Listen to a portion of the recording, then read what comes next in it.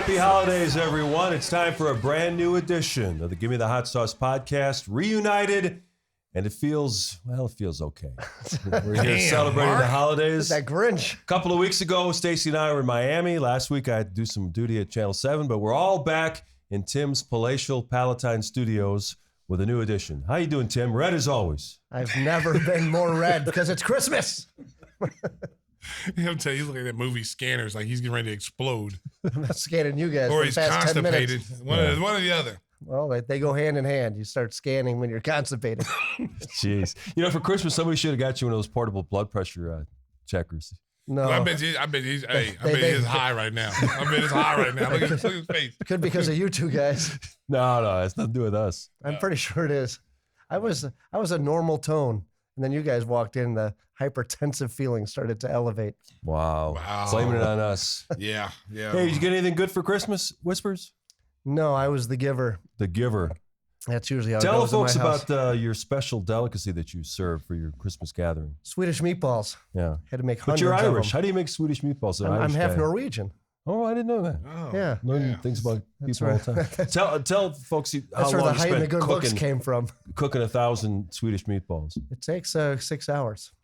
And Did you it's say a lot of work. 1,000?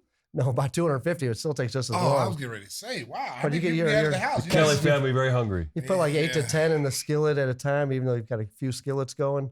Well, okay, takes first of all, who forever. all came to the Kelly Because house? we didn't get invited, as you Yeah, recall, that's what I was Stacey. saying. You know. Yeah. It would have been nice to get an invite, but Who all came? Not even my younger brother got invited, who's sitting on their side of the Oh, glass. so you had other families come. Yeah. not his own. That's some He just bullshit got right people there. off the street to Yeah, come wait a in and eat minute, some Swedish meatballs. Maybe that Rodriguez guy. What was his name? The guy that came in here was the fan? The most hated fan in The America. most hated fan in America. Did you invite him? Of course. Okay. No, Once No, again, no, me no. and Mark didn't get invited in America. but he might be on later. I Did think we you gotta bring invite him the in. crazy guy from Fort Myers? You thought you were stealing his girlfriend? I can't find him. That's part of the problem. He's on the lam? He's probably Yeah, I in can't prison. find him. He probably found the real person who was messing with his wife. Yeah, we got to call Probably John killed him. Walsh. See if we can find him. Oh, man. All right, so I guess we'll talk a little bit of sports here. I hope you all had a great Christmas out there and looking forward to Chestnuts roasting by New the Year's open Eve fire. coming up this weekend. So hopefully everybody's got another party left in them. And we're going to talk about the Bulls, who have been playing some good basketball lately. They're 9-4 in their last 13 games. They pulled out a victory over the Atlanta Hawks on Tuesday night. Andre Drummond was fantastic. 24 points, 25 rebounds, those 25 boards, a season high. And 2020s are nothing new. And Stacey forecasted it before the game. Thank you, Mark. Show. Thank you, Mark. I'm glad you brought that up because there were some people in the pre and post game show trying to take credit for that. They got salty, too. They did get salty, but they didn't say it. Yeah. I said this is a 2020 night for Andre Drummond if he doesn't get in foul trouble. Didn't get in foul trouble? 2020 night. Look at those numbers. Yeah. The big cat. And you know, the thing that really impressed me the most, Stacey, is he's playing, 14, 15 minutes a game. And they said, you're the starter and you're going to be out there for big minutes. And he didn't look fatigued at all. He's credit to him for keeping himself he keeps his himself, conditioning up. he keeps his conditioning up. And he's a pro. This guy started over 600, almost 700 games as a starter, as a two-time All-Star. He's been licking his chops for an opportunity to play. And for whatever reason, Billy doesn't put him in the rotation like he should be. I thought his first year here, I think he was on like 10 minutes a game, and then this year they moved him up to like 13 to 14 minutes. And a guy who can rebound like that and an area that the Bulls are really, really struggling at getting defensive boards, you would think that he'd be in the game more. And I've always attributed to late game situations not being a good free throw shooter, being put in a situation where he has to make free throws. But a guy get those kind of rebounds. I mean, there's one point he was out rebounding the other team. Yeah. That's how bad it was. I mean, he seemed like he got every single rebound. And Atlanta's not a bad team, so don't look like it was the Sisters of the Poor. Trae Young came in on a streak of 30 and 10 assists. And they've been playing pretty well. They're starting to get their mojo back a little bit. And Clint Capella's not a bad big guy. They had, what's the kid? The Okinawa. What's it? Okongwu. Okongwu. Okongwu. Yeah, Okongwu. I said Okinawa. But he's another big guy they had some big guys, and he just dominated those guys. Especially on the offensive glass. One of the reasons why he hasn't been getting a lot of minutes is Vooch has been an Iron Man. He played all 82 games a year ago. He played the first 31 this season.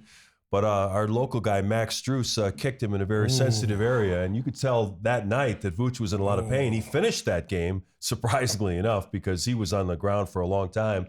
But obviously the after effects, now they're talking, Shams Charania is saying he'll probably be out for a week to 10 days. Well, I mean, that's what you got, Andre Drummond for. If he can, listen, you're not going to get 25 and 25 every night, but what you can get out of him, he's a serviceable big that will get you double-double. I could see him getting, 14, 15 points, 12, 13 rebounds during this stretch that Vuce is out. And I think it's very important for him why Vuce is out to establish himself, because, what I see with Andre Drummond, is the fact that he's a rim protector. He plays the pick and roll better than Vuce, and he's really a better rebounder. Vuce is a better scorer, better passer. So their games are completely different. They can complement each other, which is surprising they don't play together much more. Mm-hmm. But, Vuce is a better offensive player and a better passer.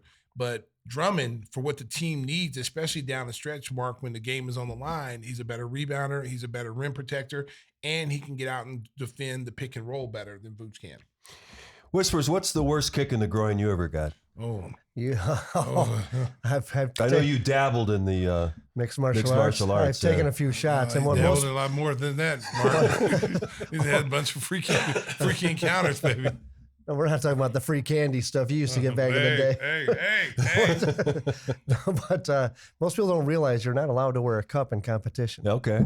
And so you take some shots because the cup can be used as a weapon, when you get someone triangle or something like that. So, yeah. How would you use it as a weapon? Would their face be down there? Yeah. Yes. You smothering them? Yeah, no, you can actually crush it then like a bone against their face or to their head or neck. So a kick in the nuts is fine in mixed martial arts? No, a kick to the cornflakes is not a good feeling, but it happens. No, quite but it's often. Legal? No, it's not legal, but it happens. But it happens. So you could be going for a leg kick or something, and because you can kick like the inner thigh or outer thigh, but you miss and you connect. Yeah. Yeah. It happens. Yeah, I've seen it. I've seen it happen. And Vuce was down for the count on Saturday. That's for sure. Yeah, people underestimate what it is. There was that guy on was it America's Got Talent? His talent was getting kicked in the nuts. Oh yeah, that's right. Yeah, right. Like, how does that become a talent? They had that on the show as a talent. Yeah. Oh yeah, he'd jump off a ladder and land on a 2x4 and break it with his nuts. Wow, he must be in some serious S&M. Yeah, happy holidays, everybody. Let's just change the subject on this one, America. This is starting to get a little creepy. Let's get back to the Bulls. They've got some injury issues now with Vuce being out 7 to 10 days, and Billy Donovan provided an update on Zach Lavine before the game against Atlanta. He said he started to do some side-to-side movement, a little bit of cutting, but he said that Zach still has to do some serious ramp-up before he comes back. Reading between the lines on that, Stacey, that sounds like another 2 to 3 weeks. It could take him to mid-January before he's back. Listen, America, Zach's going to come back a lot sooner than what people think. Think so? Yeah, I think so because dun, dun, dun, dun. This is just my personal take on it. Just the simple fact that he's unhappy. And the longer he sits out, there's two things that's happening. The longer that he sits out and his team continues to win, it looks like it was his fault that the team was, losing. And it really is not his fault. But that's what it looks like to the perception of the average fan. And then your stock goes down as far as trade value is concerned. Because then, when teams are looking at him and they're saying, well, this team is winning without him, they're, whatever the record may be when that point comes, they're 9-4 right now. So when you're looking at that record, you're saying, wow, like, okay, what did we give up for him? Right. Because and he makes a ton of money. He makes a ton of money, and he's going to be your third option. On all the teams that they're talking about trading him to, or the teams that want him, like Shams and all these guys and Woes talking about all these teams that want him, on those teams, he's the third option. And so you're going to be paying $40 million for the third option. Mm-hmm. That's a lot of money. And then is this guy impact your winning? Is he a guy that can push you from being a second round playoff team to possibly get into the Western Conference Finals or Eastern Conference Finals or beyond? Does he have that ability? Yeah. There's a story out on Wednesday that Rich Paul, who represents Zach Lavine, of course, LeBron James, Anthony Davis, and so many other big stars, is going to have a meeting, or is open to a meeting, with Leon Rose, who is in charge of basketball operations for the New York Knicks. And the Knicks would seem on paper as a likely suitor for Zach because they need some more offense in that half-court setup for them. But the problem is, in talking to somebody who knows that situation pretty well, that Tibbs doesn't want Zach back. Well, and here's also the thing too. Most of these teams are offering trash. Right. You know, they want to steal them. Yeah. Some of these things they're offering is a joke. Like, there's no way in the world, if you're AK or Mark Eversley, you're going to give Zach away because and you're take a bad contract back. Take bad contracts back, and then take younger talent that's not really worth taking back, just to even out money. The Bulls are not in a situation that Philadelphia was in where they had to get rid of James Harden because, one, he was a detriment to the team. Number two, his contract was up, so he was going to walk. So he was going to make it very disruptive. One thing about Zach's been a professional. He's not been disruptive.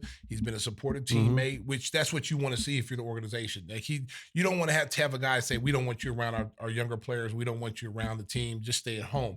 They haven't done that because that's not Zach's personality. Zach is still invested in the team and the players because this is a very close-knit team off the court.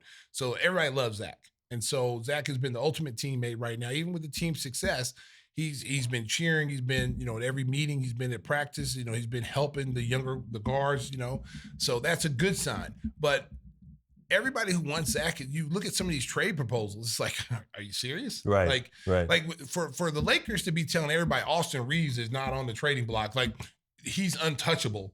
No, you're not going to get a 2 or 3 time All-Star like Zach Lavine if that kid's name's not included. Right, you got to get something back. You got to get something back, and that's a second year, third year player, young player that the Bulls could bring in. And you've heard AK, they're not going to want to completely rebuild; they just want to retool. And what they're seeing right now with the team that's playing right now with the Bulls with Billy Donovan's team is that this team looks pretty good. To lose a guy like Zach who's been out. The ball's moving. And like I said, it's not all Zach's fault. It's not all DeMar's fault. But the question is, can Zach, if we decide to keep Zach, we don't get what we want from him, can Zach refine his game and like DeMar has done and try to fit into what we're doing here? Or are we going to continue? He's going to continue to play the way he plays. I'm just going to shoot when I want to shoot. I'm not going to play any defense. I'm not going to pass the ball. I mean, if you're going to do all that, then you might as well sit out. Yeah, because DeMar sat out and Zach sat out the first game, when Zach was injured. And DeMar immediately assimilated his game into what the team was trying to do. And, remember in San Antonio, he was playing a point forward kind of role. And now his assists have gone up big time in December. Heck, the game against Atlanta last night, he had 4 points at halftime. But then in clutch time, he decided that he was going to take over, and he carried him to the victory. Well, and I think he understands that. Like we talked about it last night. Is like in the first quarter, he was just trying to get everybody involved. He wasn't even trying to score. And so at halftime, as you say, he had 4 points. And then when the offense kind of bogged down a little bit, this is where his one-on-one ability comes into play. This is when isolation comes into play because he can get buckets or he can find open guys because he's a willing passer. The same thing has to be with Zach sitting over there. You have to change your game a little. You're going to have to make some sacrifice. You may not average 25 points a game. You might only average 20. But if that's going to help the team win and it's going to help some of these younger players get involved, because as we've seen in this win streak, the more people that are in double figures, the better chance your team has to win. Right. When you only have 2 guys and maybe 3 guys in double figures, and the rest of them are in single digits, and some of them are non-existent, Patrick Williams not having a goose egg across the board, or Iowa having a goose egg across the board, you're not going to win games. It's going to be very difficult for you to win games. What we've seen in this win streak is that you've seen 6 guys in double figures, 7 guys in double figures, and it makes you that much more lethal offensively. And with Zach on the sidelines, Coby White's offensive game has really blossomed. He's averaging about 23 points a game during the month of December. And the last 2 games were interesting. He didn't make a 3-point shot. He was really struggling with the long ball, but yet he still found a way to contribute, get to the free throw line, and score close to 20 points in other ways. Well, that's the maturation of Coby's game, because the last couple of games he struggled with his 3-point ball. And so now what he's doing is he's recognizing that, hey, the 3 points not falling. I'm still going to take it if I'm open, and which you don't mind because it's in the flow of the offense, and he's one of the best 3-point shooters. So he's going through a little slump right now, like Javon Carter went through a slump, and now he's starting to get his stroke back. But what Coby's doing, what I really like is really understanding, like, okay, the shot's not falling. I'm going to drive it to the basket. I'm going to get to the rim, try to get to the free throw line. He had 19 points last night, and you look at 5 assists. I know the shot 7 for 22. And those are mostly because of 3-point misses. Exactly. But, you can see he can do other things. The numbers don't lie. I mean, he's having a phenomenal season.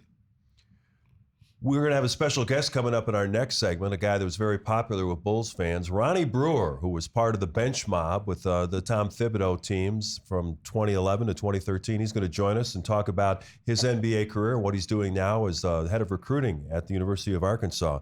But let's talk about a couple more NBA topics before we bring Ronnie in. This story, I'm sure, interested you because you got the two dogs at home. Aaron Gordon, the starting power forward for the Denver Nuggets, is going to be sidelined indefinitely. He was bitten by a family dog over the Christmas holiday, 21 stitches. He had lacerations on his face and his shooting hand, his right hand. And you know, you love dogs. That's got to be the worst feeling in the world when a family dog is the one that turned. You know what? I hope it doesn't come out that it was like a Chihuahua or a that would be bad for. That'd be bad or for you know, Eric. some of these little bitty dogs. Please tell me it was like a Rottweiler or it was a pit bull, because to get 21 stitches, I mean, that dog had to attack you. Yeah. Like or it had to be someone else's dog that he's not familiar with, and the dog attacked. Because if you own the dog, I don't see a dog turning on you like that. It's very odd. I just don't see that happening. So hopefully he'll be okay. It could have been a lot worse. I mean, but 21 stitches for a dog attack is like major. You ever had a dog turn on you? No. You probably wouldn't be around very long, right? Let me tell you something. I used to deliver newspaper back in the day when kids delivered newspapers. Yeah. And I used to go into this little trailer park. And they had this, and one of the trailer parks had like 20 little dash hound, little weenie dogs, little dash hounds. And so every morning I'd be at 6 o'clock and I'd hear them. You know, you hear the little gravel, the little feet,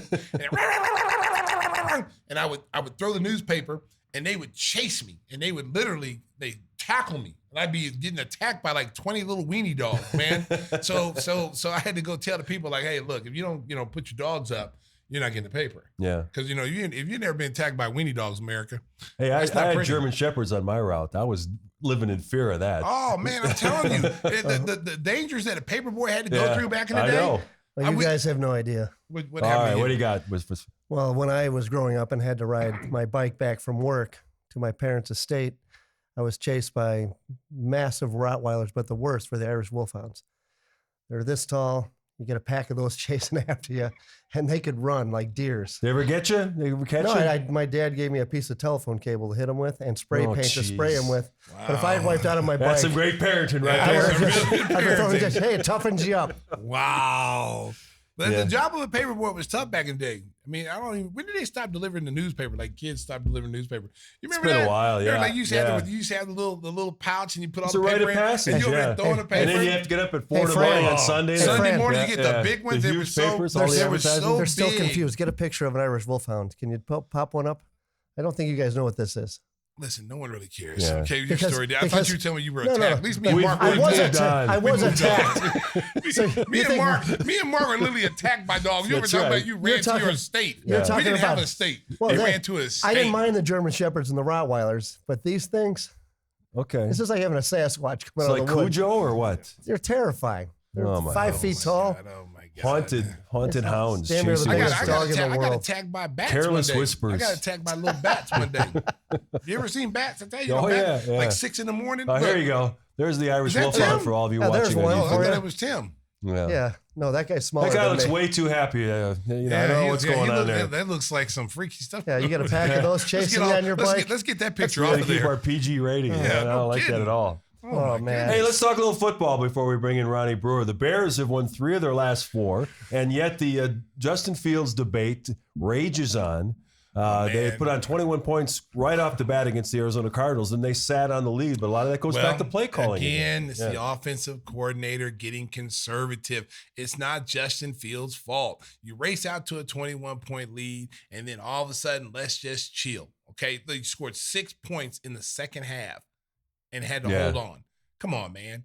Let him loose, man. Let him see what he can do. Okay, listen. For all y'all Justin Fields haters, and there's some kind of media bias out there to this kid. Like the narrative that keeps coming up and what's being printed about this kid. Listen, his locker room loves him. They do. They love him. So if you heard things come, I've heard teams where they just don't like the quarterback. Well, he sucks when you get a new quarterback. And you'll hear about it and too. You hear it. You have not heard one Bears player come out and say anything negative about Justin Fields. It's always been positive. So when your locker room loves your quarterback like that, I heard I don't know if it was the defensive back Jalen Johnson. Jalen Johnson said came out strongly. it's going to be a ride in the locker room or something. It's going to be some kind of situation in the locker room. If they don't bring him back. Yeah. That tells you the love that Justin Fields has. And DJ Moore has been asked repeatedly about Justin Fields, and he can't say enough great things about Fields, saying that the locker room has his full support. We don't even want to talk about a new quarterback for next season. So anytime people ask him about, hey, you got the first pick in the draft, you can get Caleb Williams, DJ Moore just shuts that down. He said, we got a quarterback here. Listen, America, if you didn't see Lamar Jackson go into San Francisco and just dismantle them with his play, his athleticism and be able to get out of the pocket, his arm, like that's what Justin Fields could be like if you turn him loose. If you get an offensive coordinator that would like Baltimore, they have put the offense around Lamar Jackson. Mm-hmm. And this is our quarterback, and this is what we're going to run. These are the plays we're going to run. Yeah, he's in the pocket sometimes, but a lot of his stuff is RPOs, rolling out. He's got the freedom to improvise, too. Yes. If you don't like it, give me 2 seconds. If you don't like 2 seconds, then take off running. Yeah. Do what you got to do to get that ball down the field and move the chains. And he does that. I mean, they dismantled San Francisco. San Francisco came in as probably arguably the favorite to win the Super Bowl. Their defense looked pedestrian against Baltimore. And you knew what Baltimore was going to do the whole time. They couldn't stop them. Yeah, and with the Bears situation, I mean, they're sitting pretty right now. Ryan Poles has done a good job of amassing draft capital. If they decide that they're going to stick with Justin Fields, they've got those 2 first-round picks. Most likely Carolina's pick is going to be number 1 overall. You've got so many teams desperate for a quarterback. They get 3 first-round draft picks if they trade down. Well, and then, like I said, Mark, we talk about this all the time. When you get that high pick, you can trade down and then, recoup a lot of different needs that you need. You need a pass rusher, edge pass rusher. You need an offensive lineman. Pick up Marvin Harrison to go with DJ Moore. You get Marvin Harrison to go outside with DJ Moore. Now you got elite wide receivers. Mm-hmm. You got Cole Kmet who can, take the middle of the field. I mean, the Jason Kelsey type of role. Yeah. Now your offense is just like dynamic with a dynamic quarterback. And so you take Caleb Williams if you want to. Hey, listen, or the kid from North Carolina. Drake May. Yeah, Drake May. I haven't seen enough of him, and they're losing right now in a bowl game to West They're Virginia. both sitting out. May and Williams aren't playing. Yeah, I just hadn't seen enough of him to go, wow. It's Chicago, though, right? Because they're also bashing Cole Kmet, and he's got to be top 5 now in the league. Cole Kmet has got a value contract now. People are saying, 4 years, $60 million. He's worth every penny of that and a lot more as one of the better tight ends in the NFC. Well, and it's not, as we talk about Justin Fields, it's not the player's fault that he doesn't get the ball. You got to run. Kelsey, the Laporte kid from Detroit, TJ Hawkinson in Minnesota, Kittle, they utilize their tight end. Those guys are actually wide receivers playing tight end. They get down the middle of the field. They stretch the defense out, and they're very reliable. You got to put him in a situation where he can succeed. Red zone should automatically be him. Red zone, from 20 yards in, should be Cole Kmet. You should be looking for him like they do Kelsey. But he's almost like he doesn't even exist half the time. It's funny seeing all these teams backing up. The Chiefs have lost 3 out of 4. They're 9-6 now. And, a lot of the Eagles have struggled. They've lost 3 out of 4. It's wide open going into the play. Let me tell you something, America. My fantasy football team. Come on, Patrick Mahomes. You killed me. He killed me. How many years in a row did you win that trophy? Oh man, it was about 10. But this year was real though. We had some different people in there who knew the game. I was playing against the Three Stooges.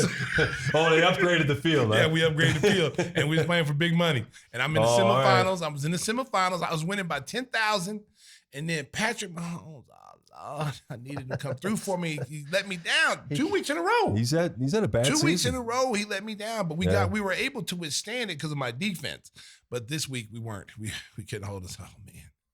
And then he had Brock Purdy. The guy was going to have Brock Purdy. Right. Dude threw 4 interceptions. Okay, and wasn't penalized in the fantasy. Like there should have been I don't know who made the rules. I thought you always lost points on interceptions. Listen. In my old days, if your quarterback threw 1 interception, it was minus 500 points. Yeah. Okay. I think whoever made these rules like minus 25 because he threw 4. I was sitting over there licking my chops. He got 4 interceptions. Throw another one. And then I started looking. I said, why is he still scoring so high? Yeah. Well, that's crazy. You got to get penalized for interceptions. Yeah. So you know what? America, I got knocked out. I'm battling for 3rd place right now, but there's still some money for 3rd place. All right. we got something to play for this weekend. It's terrible. But really, the Bears future's looking up. You know, we've had Mark Grody, we had Chris Emma on last week. We'll continue to bring them on as we look ahead to the NFL draft. I think that in the next year or so, the Bears are going to be the team that you're going to reckon with, them and the Lions in the NFC North. Lions, of course, won the division for the first time in 30 years. And seeing Dan Campbell and those guys celebrating in the locker room, you know, obviously we're not Lions fans, but, anybody who watch Hard Knocks, you kind of have a feeling. Good story because he's a good coach. Yeah. Like he may not be the biggest X and O guy, but he's a heck of a motivator. Good motivator. He's and that's what people don't understand about a coach. You know, sometimes it's not about the X and O. That's why you hire good assistants. You know, get an offensive coordinator, defensive coordinator, but the head coach has got to be the guy that brings everything together. And you can tell with Dan Campbell, like he played the game, so he automatically gets the respect of his players because he was a tight end. Yeah. So he played one of the most physical and demanding positions. So therefore, he gets the respect from his team right out the get-go because he's been in the trenches, you know? So now he gets everybody to play a different level. Let's change the mindset. Let's change the culture. And then Hard Knocks, you're like, you know, you're looking and you go, man, this team might not be so bad. Right. And then when they went out, turned it around. you know, and you got to remember they had Stafford. You know, Jared Goff was looked at as an afterthought. And Stafford won a Super Bowl right away when he went to LA. Yes, and he's been struggling since then. Yeah. Can't stay healthy. But Goff has really turned out to be a very good quarterback. Very good. Yeah, no question about it. Yeah, there's a lesson for you. Number one pick, coming back, playing like the number one pick. There you go. There you go, Tim. So hopefully we'll see what happens. The Bears are holding all the cards when the draft rolls around. It's going to be fascinating to watch this winter. Free Justin Fields. We're going to shift the conversation back to hoops after a quick timeout. Ronnie Brewer, one of the stars of the bench mob under Tom Thibodeau. Before we do that, I want to tell you about one of our great sponsors, our buddy Jeff Vucevic. When it comes to insurance for your auto, home, and business, make sure you contact the guy who treats you like royalty, our friend Jeff Vucevic. You can reach him at jeffvuk.com. That's jeffvuk.com. The phone number, 847-825-4783. And as we mentioned last night, Christmas caroling is over for this year, but the nationwide jingle always lives on, courtesy of Stacey King.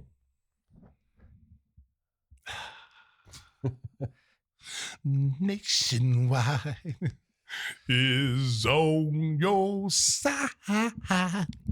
Nicely done. Gave me the chills again. Yeah. Just like his Christmas carols.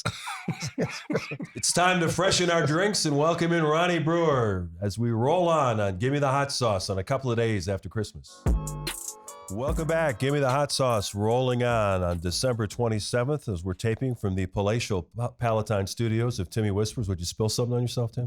No, my cord came unplugged. Your cord got tangled? Oh, yeah. I didn't know what he was doing over there. Yeah. He's making an adjustment in his going back pants to the over last there. segment, we're getting kicked in the groin, I think. I just got to move some things around. Oh my gosh. Oh, man. We got a classy guest coming on, and you got to go there. You got to go there, man. That's how I start. Well, we told you in our first segment we had a very special guest for you. It's my pleasure to introduce Ronnie Brewer. You know him as the former member of the Bulls bench mob, and he had a fantastic NBA career, was outstanding All-American at Arkansas. Now he's doing coaching at his alma mater, also doing recruiting work there for the program. Ronnie, thanks for joining us. I know Bulls fans look back fondly on those teams in 11 and 12 and 13 when you guys went to the Eastern Conference Finals and probably without a Derrick Rose injury, might have had a championship ring of your own. What are your reflections as you look back on that era? Man, that was a really great time to play. I mean, I grew up a Bulls fan, and I think the excitement, around the city was really, really in the air because, they hadn't had a team like that since, the Michael Jordan, Scottie Pippen, Dennis Rodman, and Stacey King days. There you go. Got to mention the King. Absolutely. And so, it was great to be part of those teams. Coach Tibbs, had us playing harder than any team in the NBA, from top to bottom. If we had a really strong starting five, but, our bench was really, really good contributors as well. And, it was kind of the next man up. And all for the greater good of trying to win an NBA championship. Talk a little bit about your experience playing for Coach Tibbs. I know Tibbs is not for everybody. You got to have a certain mindset and a certain, attitude about yourself to play for a guy like Tibbs. Talk about your experience playing with Tom Thibodeau. Man, no knock on Tibbs, but everybody was talking how tough Tibbs was, and me, Booz, and Kyle Korver came from Jerry Sloan. So we were like, man, this guy is really nice. And so, I love playing for Tibbs. To me, I love hard work, never hurt anybody. And so like every night, you had to bring your hard hat and your lunch pail, and you were going to be in for a tough game. And so for us, that was our culture, and we carried that from the practice floor onto the court, and that's why we were so successful. Hard hat and lunch pail. Didn't you trademark that phrase, Stacey? Yes, I did. A lot of my catchphrases came from this group. Yes, I know. It came from this group, like Chicago's finest brew. Because that's right. And then Ronnie always played the baseline. Like he'd always slash the baseline. And I always say, he's like he's playing Wimbledon. He's like John McEnroe slashing on the baseline, and he's always getting dunks on the baseline. The thing I always liked about this group of guys that played, man, you guys were selfless. You guys cheered for one another. The bench cheered for the starters cheered for the bench. And Tibbs is a coach, and you got to really appreciate this as a player. He didn't really care how much money you made. It's like if you're gonna help me win and you're playing better than this guy who's making $20 million, I'm gonna put you out there. Man, we knew, and he told us that all the time. Hey, at the end of the day, it's all about winning. And a lot of people say that, but some front offices is like, well, no, it's about playing our investment. We pay this guy this amount of money, and Tibbs is like, I don't care how much you pay him. Like if he's not playing at a high level, I'm going to play the person that's playing at a high level. And you saw that at times, and you're like, well, hold on a second. He's not just like talking the talk, he's walking the walk. And our whole entire team respected it. But it also, made our guys raise the bar. Like D Rose came in, and it wasn't like, oh, I'm a superstar, I'm going to take it, be in cruise control. He was like, hey, I'm a superstar, but watch the next gear I'm going to get to. And I think that should only raise the game of, Booz or Luol Deng or Joe Keem and, all the great guys that we had on our team that, played really, really hard night in, night out. Ronnie, I imagine you must have had a smile come across your face last week when you saw the story. The New York Knicks had an injury to their starting center, Mitchell Robinson.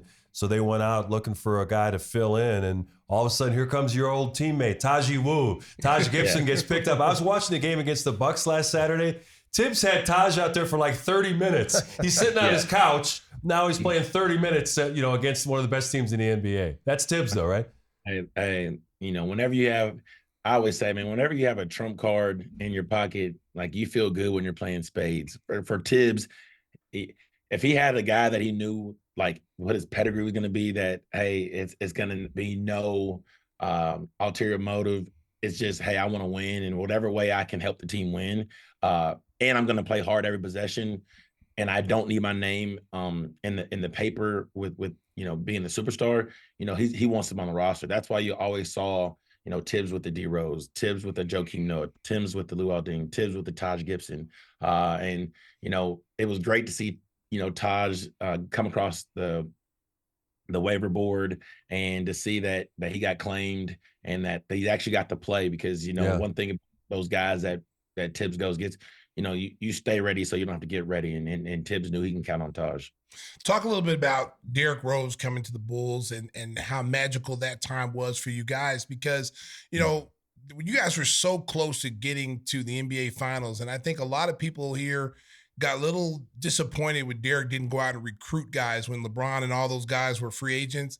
He didn't go out and actively recruit all those guys because he felt like the Bulls had enough with the guys, with you and the rest of the guys that they had, that they didn't really need anybody. He didn't need to go out there and do any extra recruiting. Talk a little bit about that during that time. Well, that shows D Rose's character. He was like, instead of going out and pulling the old, hey, if you can't beat them, join them act. Yeah, I'm going to go back to the old drawing board and get in the gym and get better as a player. Maybe I'm not doing enough. And as a player, once you see that, you're like, well, dang, if he's doing that, like, who am I not to get in the gym and get better as a basketball player? Or who am I not to become a better defender? Or who am I not to put the team first and try to win? And so we thought that we had enough. We felt like, the first year we came a little short, but that was from inexperience. Those other guys that beat us, who had a lot of experience, playoff experience. They were veterans in the NBA. And so we thought that next year was going to be our year, but, unfortunately, D Rose got hurt and he came up a little short. Ronnie, take us back to your college days. Your dad was a legend at Arkansas. What was it like trying to live up to that name for a guy that had such success on the collegiate level? Yeah, I mean, a lot of people were like, "Oh, we knew you were going to go to Arkansas," and people around close to me and like close to my recruitment was like, "Well, actually, that was the exact opposite." Like, I was a huge Roy Williams fan. Uh, I was able to go to his basketball camp as a kid. He was one of the first coaches to be like, "Hey, everybody is going to say that your jump shot doesn't look like everybody else's, and it's kind of unorthodox." He knew that I broke my arm because one of his current players were Nicky Bradford, who was from my hometown. And he just said, "Hey man, just keep on making it, use repetition to make it go in." And so I was considering going to play for him. And then he ended up leaving Kansas, going to North Carolina. Then I ultimately went to Arkansas. And so then the whole, hey, you're following your dad's footsteps, a lot of pressure on you. It wasn't really any pressure.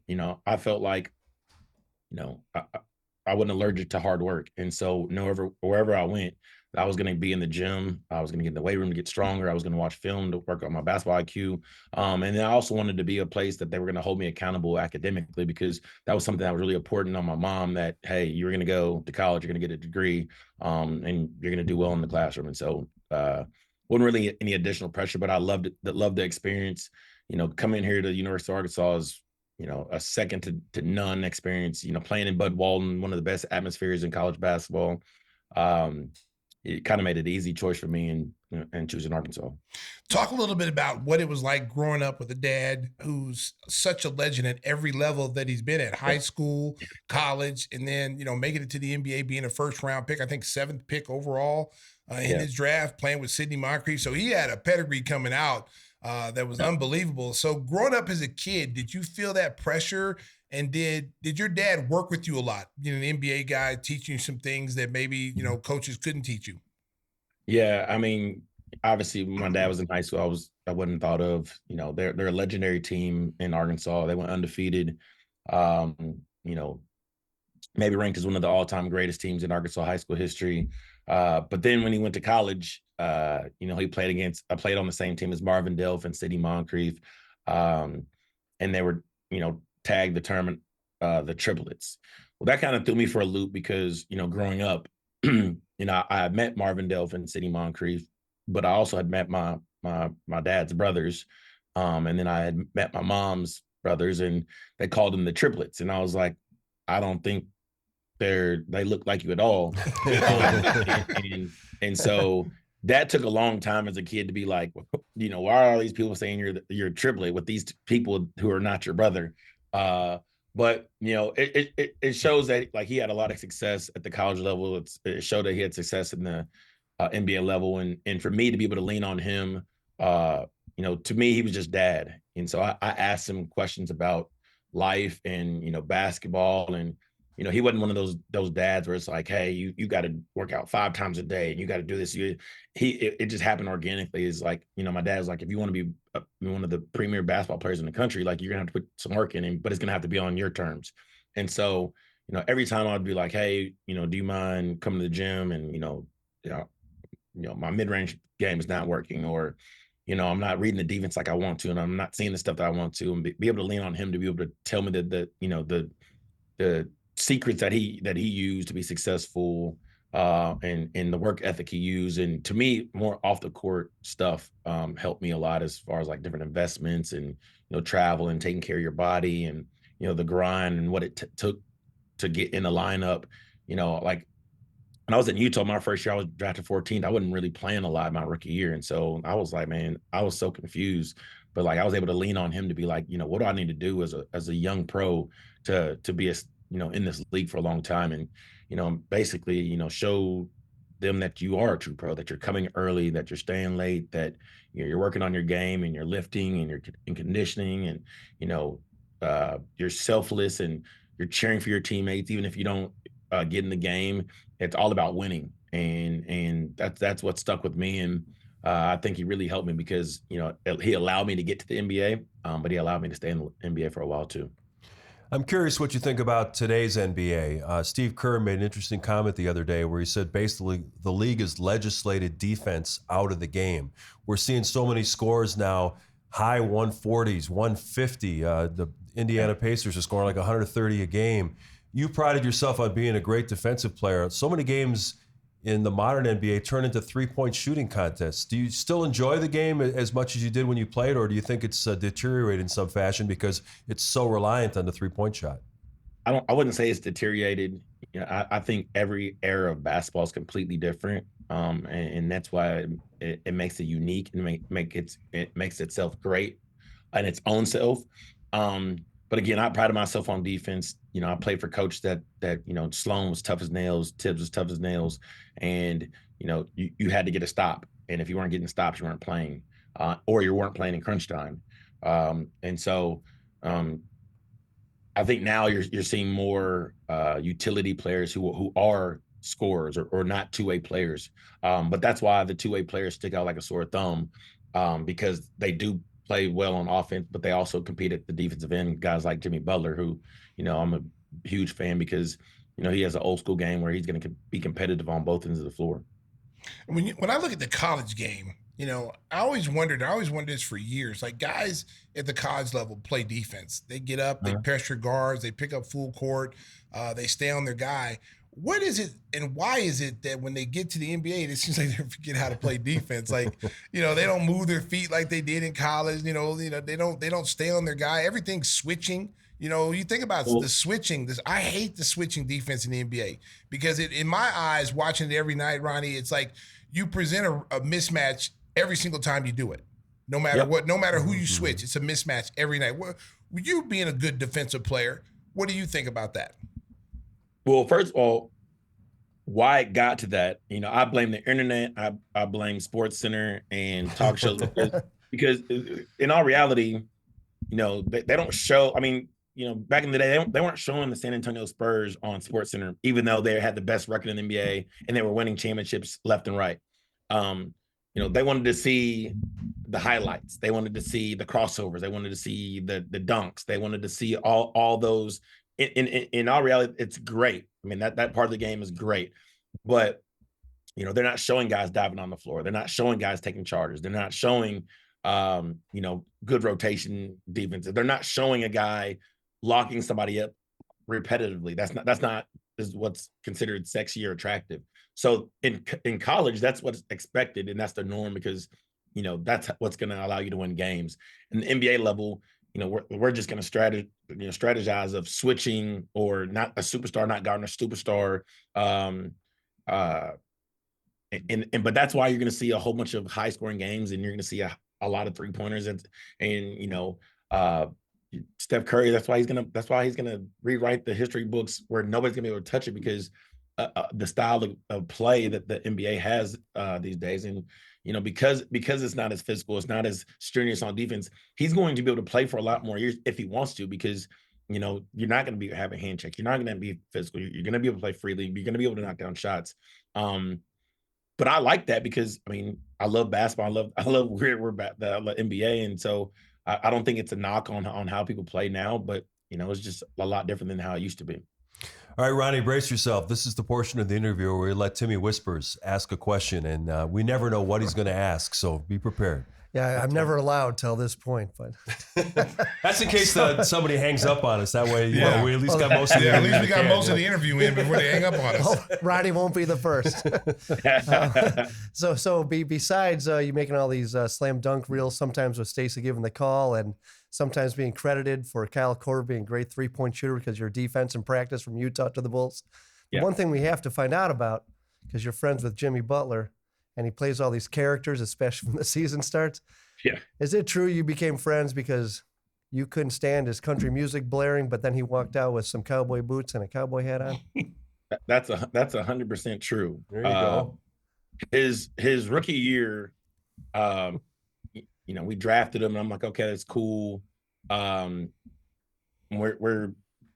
the vets came in and did like a vet camp. The rookies didn't come because they had to go to summer league. But training camp is the first time our whole team really got together.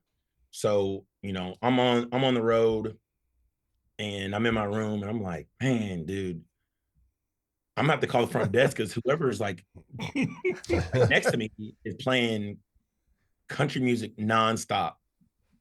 And so finally I was like, dude, I'm going to knock on the door. So I knock on the door and nobody answers. So I go back to my room. I was, about to call the front desk, and then it knocks on my door, and I open the door, and it's Gimme, like in our travel sweats, cut up, no shirt on, cowboy hat, cowboy boots, and the music's still blaring. I was like, can I help you? He's like, yeah, you knocked on my door. Like, what's going on? I was like, whoa, you stay next to me?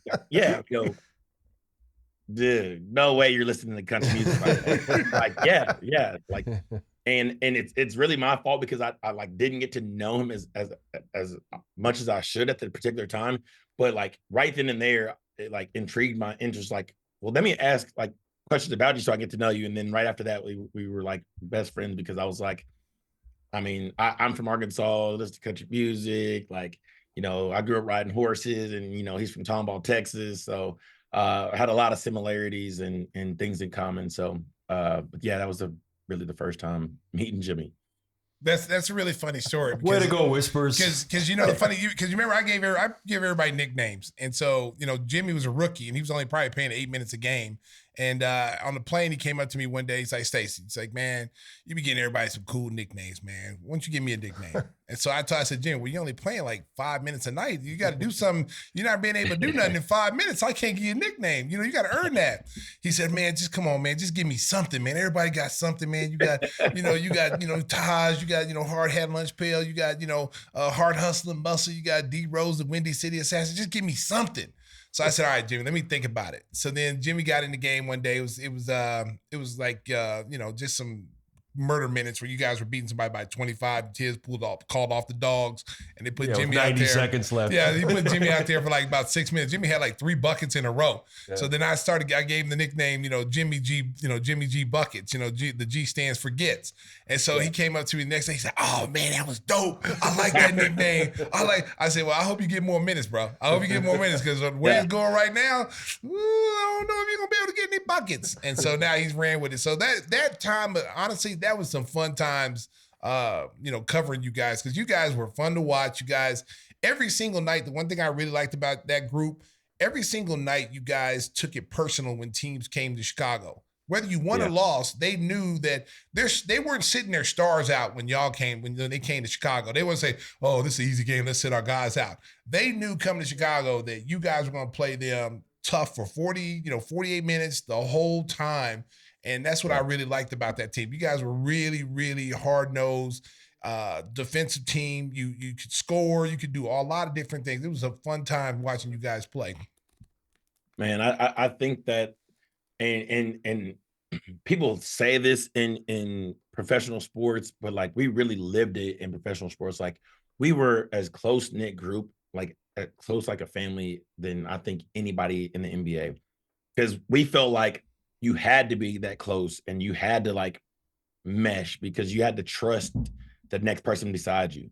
Like if I was overplaying somebody and they went back door, I had to trust Taj or Joakim or Amir to contest and block the shot.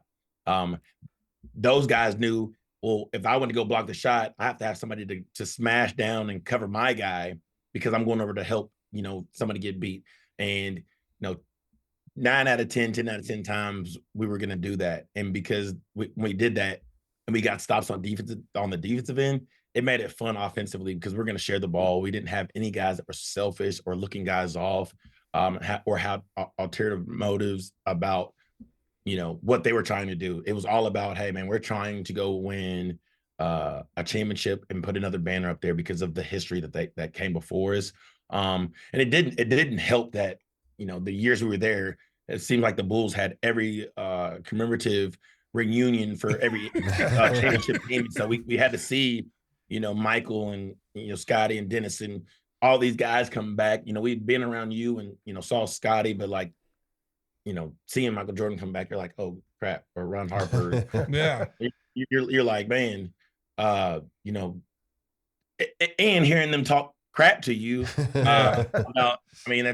It's all fun in games until you're the number 1 seed and you don't win, and it's like, damn, that's like hits hard because it's like nobody's going to remember that team that was really, really good that didn't win it. They're always going to remember the team that brought the trophy home. But, loved the opportunity and loved, playing with the team because, we were really, really close.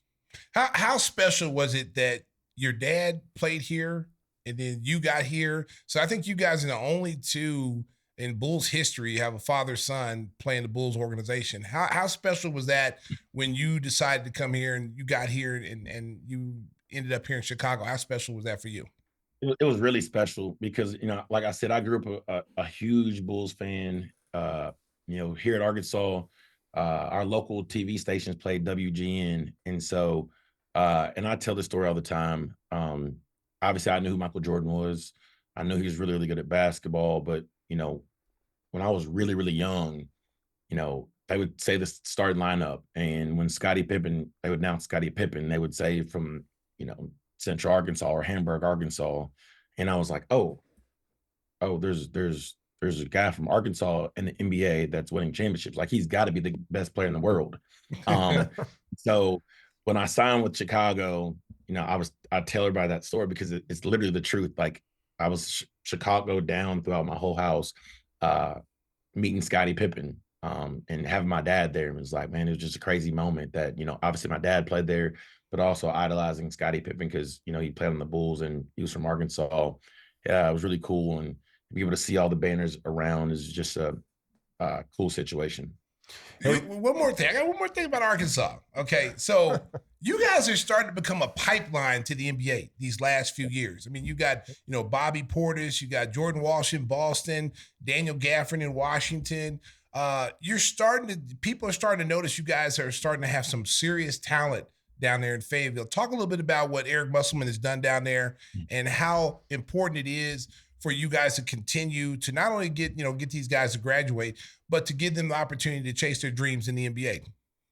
Well, I mean, the main thing that we preach is, we're here to develop.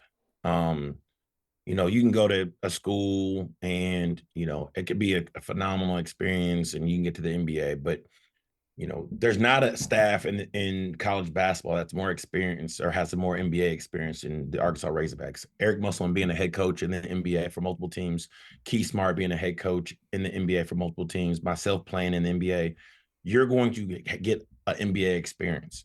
And so the guys that we have come to Arkansas, like guys like Jalen Williams, who's at OKC, who's playing there, guys like Nick Smith Jr. or a Ricky Council or Jordan Walsh or Anthony Black, a Moses Moody, who was a one and done that's with Golden State, Daniel Gafford, like you said, Pat Beverly. There's a lot of guys in the NBA right now that has Arkansas ties. And so we're going to try to develop you the best possible way we can. We're going to get you the most NBA ready.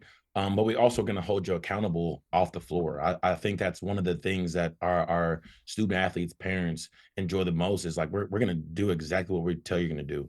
There's no gray area with us. There's no, hey, I don't know what kind of person this guy is because, I'm over the player development part where, we're going to go we're going to go to schools and read to achieve. We're going to do our version of NBA Cares, Arkansas Raceback Cares, where we're going to feed the homeless or doing coat drives or toy giveaways. We're going to be a staple in the community, so you don't have to be like, an NBA executive is like, who is this person outside of the court? And we're going to hold you accountable academically. I tell people this, that yes, I was an All-American at Arkansas, but I was also on the academic honor roll at Arkansas as well. I did leave after 3 years, but I did come back and graduate. So, I can't preach for you to do something if I didn't do it myself. And so, I think that, not only are we putting guys in the NBA and developing guys, but we're also winning at a high level. But again, like I said before, we're only scratching the surface. We're trying to make a Final Four. We're trying to win a national championship, and that's our ultimate goal. Well, Ronnie, we wish you continued success with the Arkansas basketball program. Thank you so much for taking us down memory lane for those great teams with the bench mob under Tom Thibodeau. And happy holidays, happy New Year, and thanks again for being on the show. And watch out for them Sooners if you play them again, baby, in the tournament. I literally about to say, Stacey, I appreciate you talking crap. I love that. I don't try to do it. We beat Duke this year, and I didn't say anything to Booze or luau. But I appreciate you saying and talking crap because now we have that game circled for next year. Yes. Yes, sir. When I saw that game, I said, "Oh, let me contact Brew, man. I gotta let him know, man. I cannot let this slide, man. I gotta let him know because that was a big win on the Oklahoma resume, baby." Absolutely, man. I appreciate that, and I love that, man. And Merry Christmas to y'all and Happy New Year's, and thank y'all for having me on the show. And we'll send you some of Stacey's trademark hot sauce. He's got signature varieties. We'll send it your way. Yes, and she'll like it too, Ronnie. She'll like it too. I appreciate that. Ronnie Brewer, our guest on Gimme the Hot Sauce. We got a couple more surprises before we wrap things up today. We told Ronnie we're going to send him some of Stacey's delicious hot sauce, and the holidays are still continuing. Christmas is over, but New Year's right around the corner. You want to spice things up? Invite Christopher Walken to your party. That'll spice things up. That's right, Mark. It's an interesting time of year because, again, the time just flies by. I took too much time to start enjoying hot sauce later in life. And next year, I'm going to be another year older. And that's why you should get some hot sauce for New Year's. Put it on some meatballs or whatever else you have. What about Whisper Swedish meatballs? Would that work? It spices up anything, Mark. It doesn't matter. I mean, you put it on your eggs when you're hungover in the morning. You put a little bit in your Bloody Mary when you're hungover in the morning. You can even put some on your fries when you listen to the Foo Fighters. That sounds like a good concept. I like that. Yeah. Mostly it's pretty good on balls. Well, you would know this, Mr. King. You spent years in the NBA trying a lot of different things and going to places like Mitchell Brothers. Hey, keep that. Hey, I'm trying to keep happy home over there, man. I'm part of the Hollywood elite. I know things. You know about Mitchell Brothers? That's right. I'm an investor, and I clip a little coupon every now and then. America. You don't want to know about Mitchell Brothers. Sometimes it feels like hot sauce got in your eye at Mitchell's Brothers, and you think it's pink eye, but it's something else. All right, Chris. Yeah, we know that folks in the Chicagoland area can go to their local Jewel Osco and get Stacey's great sauce. If you don't live in this area, how can you get a bottle? Well, if you're not hitting the Jewels, and there's a lot of them, a couple hundred of them, go to GimmeTheHotSauce.com, GIMME, thehotsauce.com, and use some of our codes. I mean, you get free shipping, you get some free sauce. Just put in the codes. Is that Slacker Whisper still bottling it up? He's boxing it up, and I heard there's some broken bottles that went out, and you can't put that in as a stocking stuffer when it's leaking all over the place. It's a dangerous stocking stuffer. Or you're cutting your burn a haze. hole right through the stocking. I had somebody send me a text, and I had like get 4 stitches because the bottle broke. I was like, hey, I don't know what to tell you. It happened to me, like that movie Suicide Kings I was in when they cut off my pinky. It happened from one of Whisper's boxes that he sent me. My pinky got Booby cut trapped. All right, Chris. Well, Happy New Year. Happy New Year, Be Chris. safe. Celebrate Thanks. safely. Back to Hollywood. Bye-bye. All right. Well, speaking of popular guests on the show, or maybe unpopular guests, we've got, I guess we've got the worst Bulls fan in the history of creation, Jessie, who appeared on the show a couple of weeks ago. He's calling in, and I guess he wants to get some comments out again. I mean, he's got the worst takes ever. He wanted to trade Coby White at the height of his career. You know, he thinks that the Bulls have to start a total rebuild. He wants to trade everybody. Whispers, you got a question for Jessie? I think we're going to spice this stuff up, and I think Jesse's got some good ideas. And No, he doesn't. Sometimes No. you have to start at a certain level Deranged. to get back to the middle. Out of where the is mental Jesse? The world's hospital. most unpopular take. Trade Coby White. All right, where is Jesse? Let's get him on the screen here. No, he's You don't not. see him. Yeah, He's he's talking to just him. talking Boys, on ready? Oh, the just phone. on the phone. Y'all hear me? Oh, hey, Jess. Yes, Jesse, All we right. hear you. So you were very popular Back 2 by weeks popular ago. demand. That's Yeah. one way Yes. of putting it. I say back by unpopular demand because the fans hate what they can't understand. Who are the fans? They are old men stuck in the 90s, hoping to yearn for the days of the GOAT. And what do they not understand? That is basic common sense. Embrace the tank. Now, look at here. Since the last time I've been on, we've gone 4-2. Some would say good news. What I say is we're in 10th place, 5 games out of the playoffs. Get out of here. Trade them. Let's embrace the tank. So it's Now, not y'all it's said not you a had run some to the questions for me. play-in then? What about the run to the play-in? Run to the maybe at best losing to the Bucks again, you mean?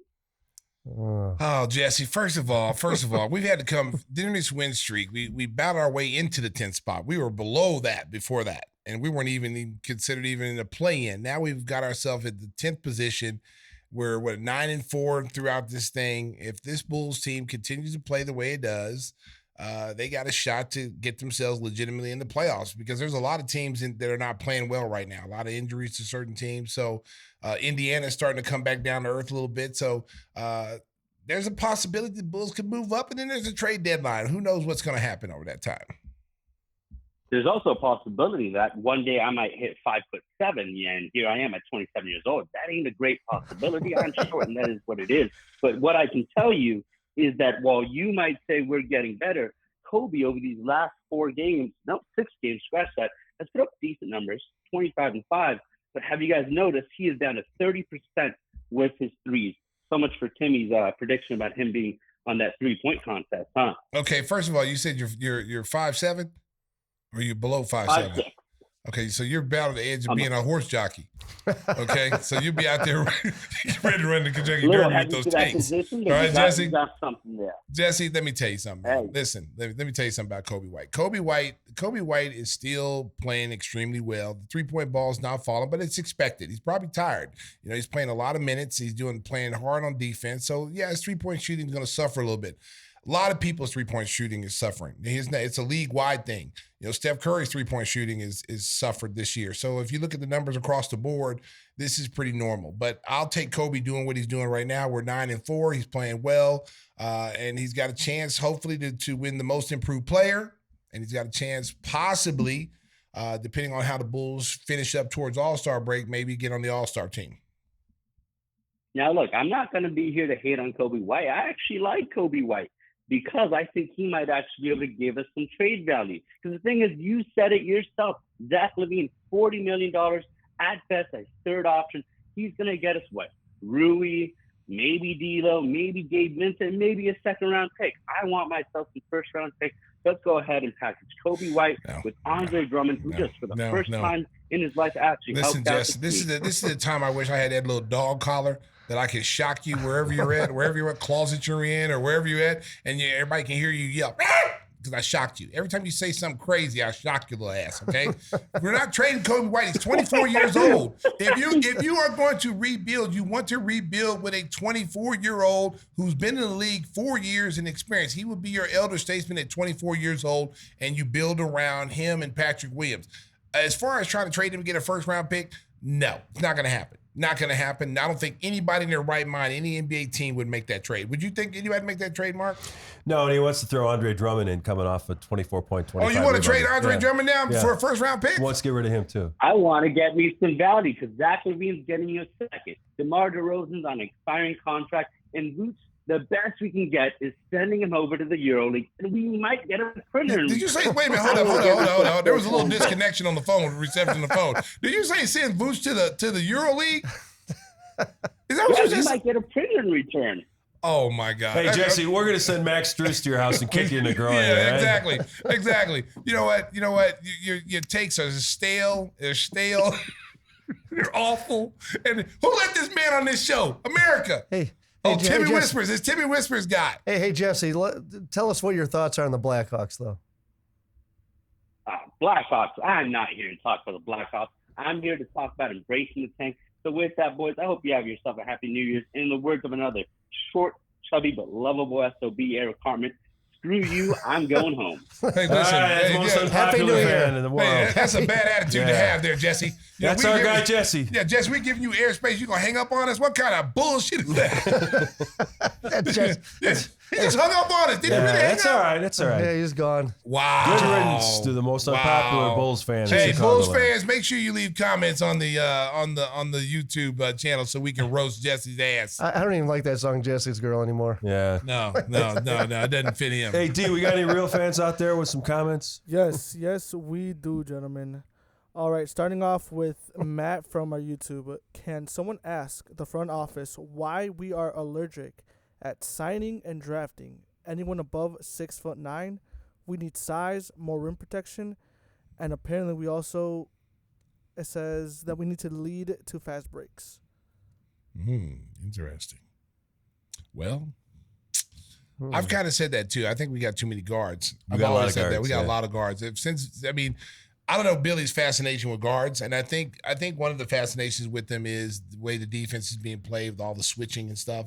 But you need some guys 6'7" guard guys that can do that kind of stuff. Well, like they had Taylor playing backup center at 6'5". Yeah, they did. We're too small. I mean, I would love to see them go out and get a 6'9" guy that can play multiple positions for you. You know, play some 3, 4, and 5. Hachimura. I think who? Hachimura. No, not for Zach. No, man, not for Zach. Listen, everybody in America, listen, Zach, we're not just going to give Zach away, man. You're offering Doritos and a Fanta, okay, for Zach. Okay, that's not happening. If you're not giving the Bulls what they want, that's going to help our franchise, why the hell would we give the Lakers Zach to help them in the playoffs? Yeah, Why? I mean, he's under contract. He's under contract. Yeah. If we don't like the packages, if AK and them don't like the trade packages, they can sit on Zach. They can say, you know what? Hey, he's just staying here. We got 3 more years with him, you know? Yeah. And, maybe he buys into the system. Maybe he changes his mentality. Maybe he wants to stay here. Maybe he realizes, hearing all the trade talk, that there's not a big market out there. The market is not as big. He's been watching this team having fun too. Yes, and it's gotta wear on him a little bit. It's like, hey, you know what? And like I said, I'm not gonna blame Zach 100%.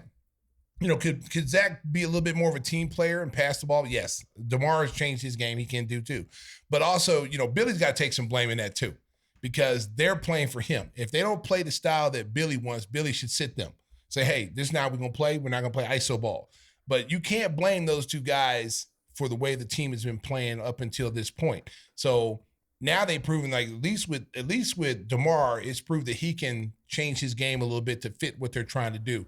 And I think Zach's a smart enough guy. He can do that. But for Zach, what it's going to really need for Zach is going to have to try to be a complete player. He's going to have to try to be a better defensive player and give you effort defensively, not just on the offensive end, but defensively.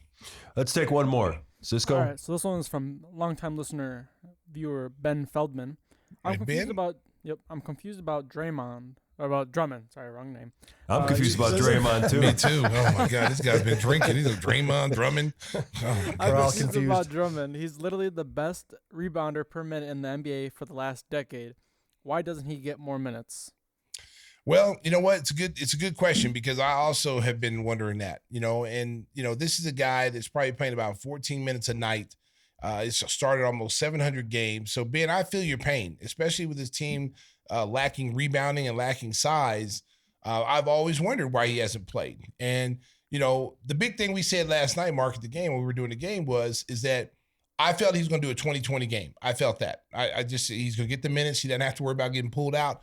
My biggest concern was don't pick up silly fouls, because there's been games where he's walked out and hit 3 fouls in like 30 seconds. So that was my biggest thing. So he showed Billy Donovan that I can play extended minutes and help you win ball games. So now with Vooch being out 7 to 10 days, I don't know how many games are in there in that 7 to 10 day period. This gives Andre Drummond 2 things. It gives Andre Drummond a chance to show the coaching staff that he can play viable minutes, get me out there. Second, it shows other teams that may say, hey, this guy's still alive. He still can play. He can still be a force, in the game. So it ups his value over the summer. He becomes now his money grows. So he'll probably be, because the Bulls got him on a steal. He's on a steal right now. That's a really doable contract for a guy who can do what he does. So, and then also too, Mark, it puts pressure on Vooch. Like, you got to come out and play every night. Vooch has had the luxury of not having someone behind him to threaten minutes from him. See, now while he's gone, if Andre can just give me 15 and 13 and maybe occasionally throw in a 20 and 10, 20 and 15 game in, that puts pressure on Vooch now, because Vooch now has to sit on the sideline and watch how this guy post up, watch how this guy plays big and strong and physical, and watch how he rebounds. And so now Vooch has to sit over there just like Zach and just like DeMar, and I'm going to have to alter my game a little bit. Maybe I can't shoot 10 jumpers. Maybe I need to get in the post a little bit. He's making it look easy. I've got more post moves than, he's got more post moves than Drummond on the block. He's much more gifted with his back to the basket than Drummond. And if Drummond's making it look easy with just jump hooks, imagine what he can do. Yeah, there's a couple of things to add on that. Coaches are so fascinated now with switching everything, and teams are always running that 1-4, 1-5 pick and roll. And if the center can't get out and move his feet, they want to get him on the bench. And we've seen so many times where Andre's got quick hands. Yes. He'll reach in and tap the ball away from the guard. He almost picked Trae Young yesterday. Yeah.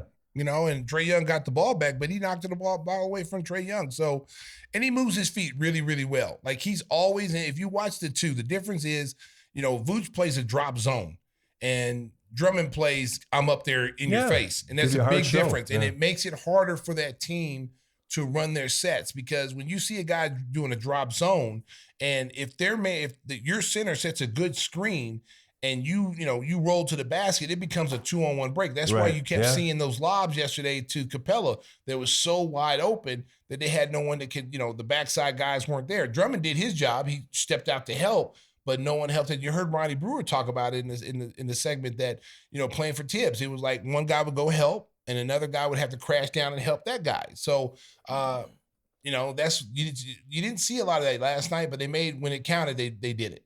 And the other factor is Vooch is on a big contract, so he's going to get his minutes automatically. We'll see how that shakes out. Tom Thibodeau was here.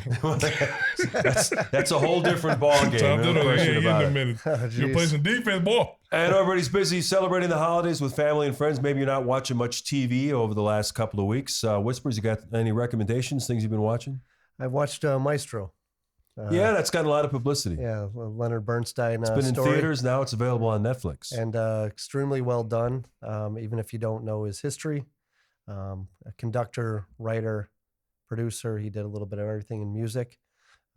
Most people think of him as the New York Symphony guy, but he also wrote the song "So Pretty, You're So Pretty." So he wrote West Side Story.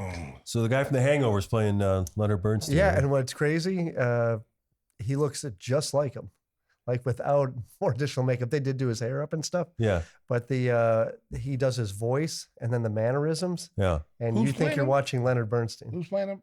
Or Bradley Bernstein, Cooper? as they say in New York. Is Bradley We all Cooper call him playing Leonard Bernstein. Is it Bradley Cooper? Yeah. He was the producer as well as the Look at Tim showing a little class. Yeah, nice. Trying to show that he can watch some really good, nice, movies instead of porn all the time. Way to go, Tim.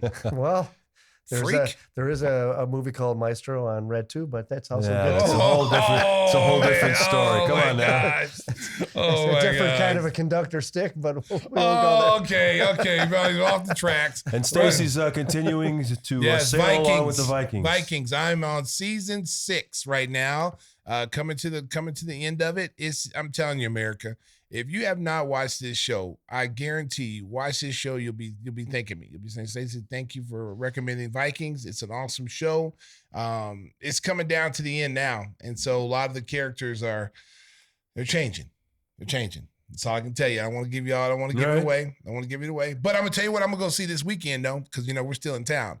I'm gonna go see the Iron Claw with the Von Erichs. They're talking about the wrestling, because I was a big wrestling fan growing up, and I just found out it's at the movie theater, so I'm gonna go check it out. But I was a big wrestling fan in Oklahoma, and the Von Erichs were from Texas, so Oklahoma kids gravitated to the Von Erichs. This is before we knew it was fake. Okay, and so if you little kids watching it right now, I'm sorry to spoil it to you. It is fake. Okay, somebody had to tell me, and I didn't like it, so I'm telling you, it's fake. Wasn't The Rock's dad with him? Wasn't The Rock's dad, Dwayne Johnson? Yeah, he was in there. Yeah, Rocky. But they were. That was the day when they had Harley Race. They had Dick the Bruiser. They had all these Pork Chop Lane. They had all these great wrestlers. The Junkyard Dog. There was some really iconic wrestlers during that 70s, 80s. The Von Erichs came in and they really made the wrestling the way it is now. Fritz Von Erich was a world champion. He had the Iron Claw, and then he would put his claw on people's head, and their head would just explode, or their head would start bleeding because they're squeezing it so tight. And then the brothers came along. And then it was it was David Von Erich, it was Kevin Von Erich, it was Kerry Von Erich, and it was Mike Von Erich. There was 4 or 5 of them. And it's a tragic story.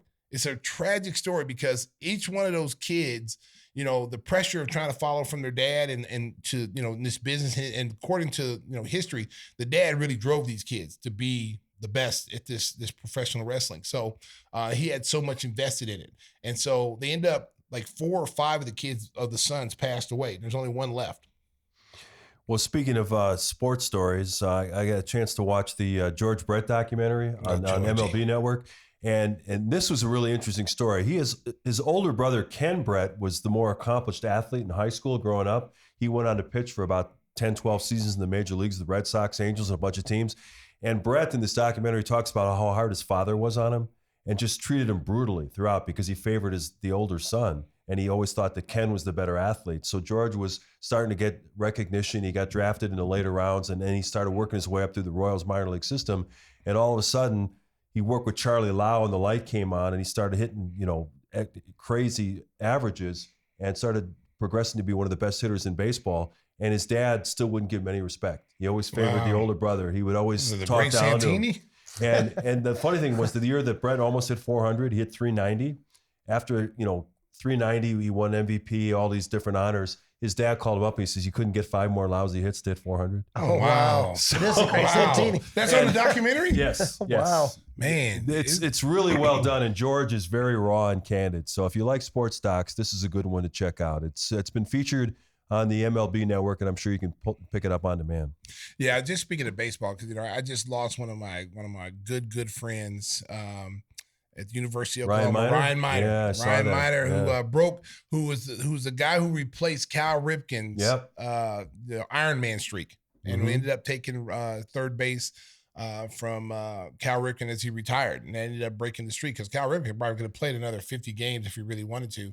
And so, he just passed away this weekend, man. It's really sad loss for Sooner Nation, man. Was that 51, 52? Yeah, it was 52, I think. And just a great guy. He was coaching in the minor leagues. He was a hell of a basketball player. He's got a lot of records at Oklahoma and got drafted by the 76ers. And then he chose baseball. He was on the national championship team in Oklahoma. The Sooner baseball team, and just a stud athlete, two sports star, and a phenomenal athlete, but a really better person, good kid, man. And every time I saw him, it was always a pleasure to see him. Always bring a smile to your face, and he had his great sense of humor, and just to see this go down like this, man, it was just a complete shock to everybody, back home in Oklahoma. He's an Oklahoma kid too, so it's really sad for that to happen. Yeah, very sad story. So, treasure your time with your loved ones. Give everybody a hug and tell them how much you love them, because you don't know how much time is promised to you in this life. Kind of a somber note to end it, but we hope you all had a great Christmas. Celebrate safely the new year. We'll be back with a brand new show. Stacey's got some big guests coming up in the new year, so make sure to tune in every week. You never know who might show up on Gimme the Hot Sauce. You never know. Christopher Walken to be here because he's got nowhere else to be. Yeah. I'm getting no jobs anymore. I'm old. I have my 80th birthday in March. It's hard being a Pisces these years. Oh my God. I'm done. Hey, we're done. So happy New Year to everybody. I want to thank Dee and Cisco for doing their great work. And Nick, we got Nick. And we want to talk about Nick. We want to also talk about the Winnie City Limousine before we get out. Oh, yeah, we forgot about that. Man. And something else. Oh man. Windy City Limousine provides championship service. Making a reservation is easy and a slam dunk. Let Windy City break the full court pressure of traffic to get you to your destination in style and on time. Contact us at 847-916-9300. And by the way, America, start making your reservations for New Year's Eve, or you're not gonna have no ride. You don't want to be driving. You don't want to be driving. No. That's why you got to call Windy City. They got all kind. They got, not only do they got SUVs, they got party wagons, they got trucks, they got everything, baby. They got the party bus. Oh, you can put 100 people on there, baby. They got stripper pole. Oh, no, I don't got that. They got all kind of stuff. Whispers. If you would have been talking about your magic mind, I think maybe we would have gotten that in the show a little earlier. Yeah, let's get the magic mind. That's true. Yeah, this stuff is amazing. Like if you had taken it, take some. If you had taken some, Mark, you remember we should have talked about this. Wow. I already had mine today. We're going to take yours, Tim. Take a shot and let the Mary know it tastes good. Let's do this. Shake it up. Yep, I'm going to do it right on air. See, here. I'm glad that we didn't have this earlier because he might have been talking for the whole show. Yeah. Well, you took that down like a champ. Wow. That's wow. And she'll like it too. She'll like it too. Wow. He guzzled that down. Yeah, thanks for the support here. Tell the folks about some of the benefits of the magic mind. Yeah. Well, it's one of those things, like a lot of times people get going during the day, they have their lulls, whatever, they want to get their brain working again, and they just go to the caffeine. You've experienced that often, I think. About every 15, 20 minutes. Yeah, attention span of an ant. Oh. So anyhow, you take this. It's a nootropic. It's got some adaptogens in it, some matcha, so it gets your brain working faster. And it gives you like a little kick, man. I was really amazed by it. I've been using it now for the last couple of weeks since the last time we were in here. Yeah, but it's like you compare it to like just sucking down a bunch of coffee. You don't get the jitters. It just kind of there was no jittery feeling. I felt like I was really drinking something healthy, And well, it does feel like that. Yeah. It doesn't feel like there's some other stuff out on the market that you're like, oh, maybe I shouldn't be drinking this. It's got too much sugar or something. Grapefruit and grass clippings. Yeah, I never thought I'd be drinking grass, but I mean, it had a nice little taste to it. It wasn't bitter, wasn't an aftertaste, and it works. I'm using it. I take it before games, and then you can see if you watch a Bulls game, you can see I'm my energy level super high. America, and this is what I'm taking. Magic Mind, baby. And you're pulling out stats you couldn't pull back before. Oh yeah. So Whispers, how can folks get a bottle of Magic Mind? Well, they go to magicmind.com/Jan Stacey Kings, and then just add the code Stacey Kings and get a discount. Or you can or you can go to contact Whispers. He's got them in his trunk. That's true too. He's selling them. He's selling out of trunk. He's on Quentin Road and Northwest Highway. I know a lot of people with slow minds, so I got to help them out. It works, America. There's some advice for the holiday. Pick up some Magic Mind and some hot sauce. Mix them together. You never know what might happen. Going to the bathroom. Trust me on that. You mixing the hot sauce with the Magic Mind, baby. All right, we've done enough damage. Time to get out of here for the last show of 2023. Happy New Year, everybody. Is this the last show of 2023? Yeah, let's make it the last show. Let your pretty sure we're not doing one Saturday. Acquaintance be forgot. And drink some Magic Mind. And feel so good when you drink Magic Mind. Tim? Oh, Tim, see, he messed up the rhythm. See, me and Mark was going. Walken I was doing the hiccups. Oh, Come my on. God, man. See, we had a nice little thing going. Mark hit a note, I hit a note, and then we passed it to you, and you just crashed the car. Well, that's what I do. Drink another bottle of Magic Mind, my friend. Maybe you should. I think I will. Yeah, why don't you do that, man? Yeah, And she'll like it, too. Hey, so long, everybody. Happy New Year. Bravo, Chicago. Whenever I feel funk, Jimmy G. Buckets gets buckets. Oh, my goodness.